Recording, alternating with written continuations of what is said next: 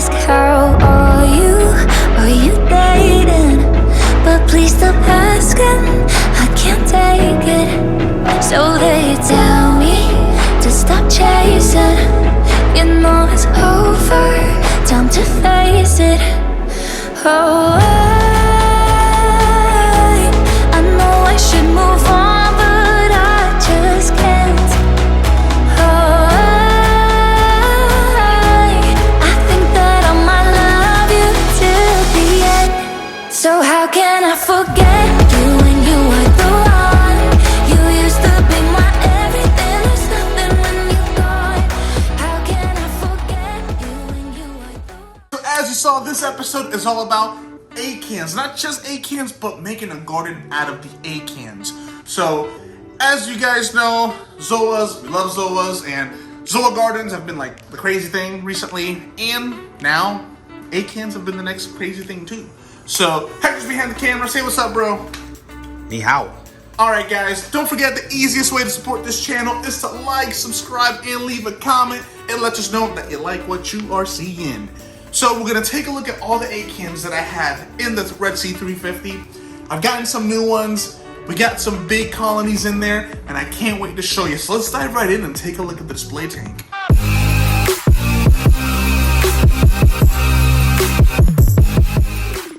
Alright guys, take a look at these acans. They look so organized and neat. Look how fluffy they are. Yeah, he's got a bunch of cool colonies in here. This is actually one of the newer ones he's got. Look at that. Look how rainbow that is. Alright guys, so I did pick this guy up right here at Worldwide Corals Winter Park. It's a smaller acan, so it's a two-headed acan. I've never seen colors that combination. That blue, orange, yellow. So it looks pretty cool. Now, one good thing that I've seen about acans is you don't really have to worry too much about them being aggressive with each other because they do get along pretty well. Happy acans, they're fluffy. You could give them a little bit of flow. However, I've realized the way they get the fluffiest is with minimal flow, maybe even not a lot of flow, to be honest with you.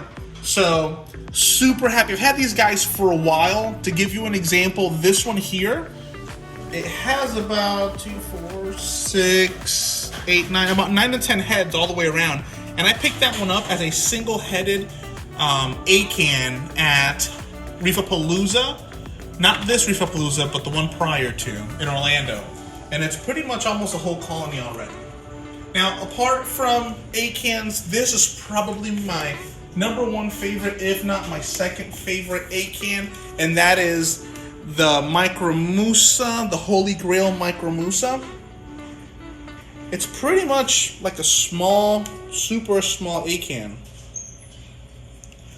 That cool right there started out with about 2 heads, picked it up from a local reefer, and it's pretty much a whole colony. I mean, I don't even know how many heads it has. Recently, I did make some adjustments, so if you can tell, this whole section here recently got redone, so that way everything here could get better lighting. So I did move my petroglyphs, my laser lemons, rainbow incinerators. These were sold to me, I believe, as Toucan Sams a long time ago. They're almost like a version of like a candy apple red, but a little, but different, a different variety, because I do have candy apple reds as well. But this is kind of like the latest trend, grabbing all your acans and bundling them up. I have seen some crazy acans on Instagram, guys. I love my little garden, guys, but there's people that have like ridiculous, and once they clump up together, you don't even see any space. So I like them a little spaced out. That way they can at least grow into a whole colony. Eventually I might group them together, but I'm super happy with the way this is turning out. Now, I have noticed low light will typically retain their colors. So if you get the rainbow acans, some people say that they all orange out in their tank. And I've seen that happen when you expose them to too much light. I haven't tested nutrients to cross-reference differences, but low light typically keeps them at that flow. I do have my favorite acans over here. Check that sucker out. I did pick that one up from the Mad Reefer recently, if you guys watched a couple episodes back when we went to Melbourne. But that sucker right there, I've truly never seen colors like that blue rainbow. Look at the Benga trying to photobomb. Apart from that, there is a bluer one down there, which when it closes up, it's blue and yellow. So I've been on a yellow acan kind of kick. So, but if you see the polyp extension on that, I mean, he's pretty much ready to get some food and be fed. So acans, I feed mine reefroids. Believe it or not, I even feed them mysis shrimp. They love to eat food. Now, if you don't feed them, will they disintegrate, die, or whatnot? No. They are photosynthetic, so you don't necessarily have to feed them and they'll do good. If you guys have acans and you've had success keeping them, growing them, leave a comment below. Let me know. But yeah, this right here, I'm pretty happy with what's going on up here. Also, I do have a echinata in the back, which some people might even say it's very similar to that family. Super tiny, does have polyps that extend. And you can spot feed that as well. But all these get super fluffy, low light, medium to low flow. And again, you could try many different variables on these and they'll get a whole bunch of different results. So that's not the only way to do it, but that's the way that I've always done it, and I have no complaints. So what I want to do is I want to turn the flow off so you can actually see the acans from the top, okay? So I'm going to turn off the return pump, MP10's off, and we're going to turn off the gyre. All right, guys, take a look at the top-down shot. You can actually see how many heads these colonies have. They're so vibrant. One of my favorite ones in this tank is going to be this one right here. See how orangey bright that is? Yeah.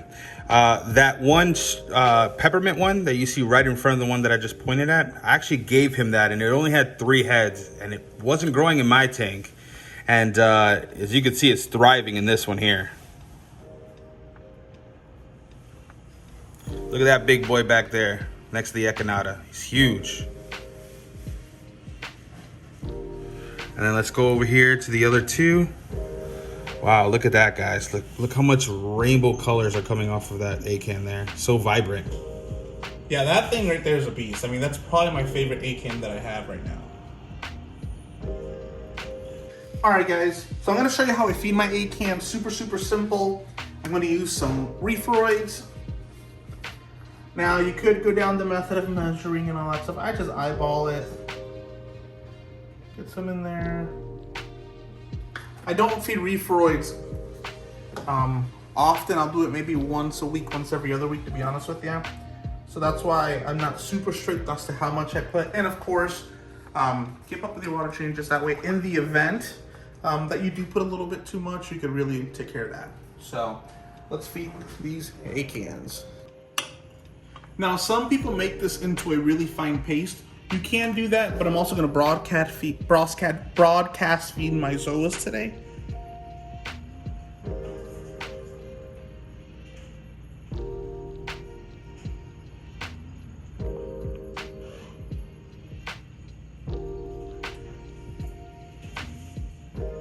So as you can see, even the fish try to go after it.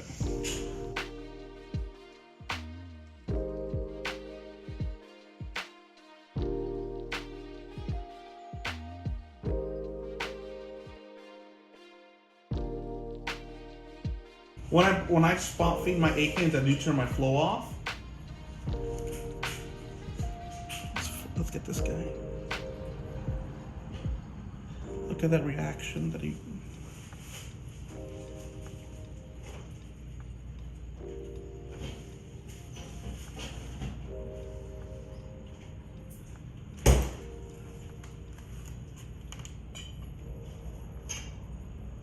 Check that out, guys. Look at the reaction that he's doing. Just taking out his little tentacles and feeding.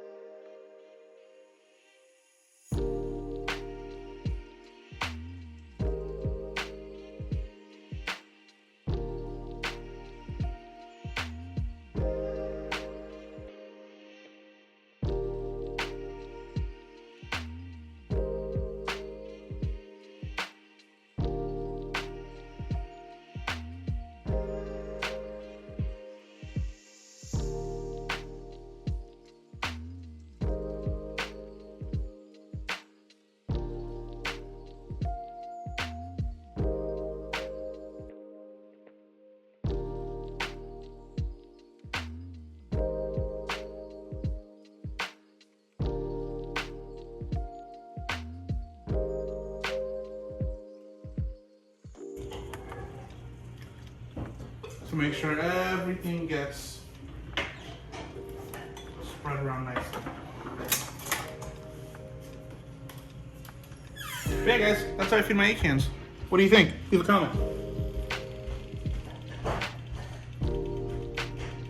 Alright, Reefers, so we hope you guys enjoyed this week's episode of Zoatank Boys. Now, before we go, we want to let you know we're going to start this new thing where we give you guys a shout out at the end of every single video. So, all you have to do is make sure you're subscribed, like, and comment below. And at the end of every single video, we're going to pick one of your comments and give you a shout out. Alright, guys, till next time, Zoatank Boys out.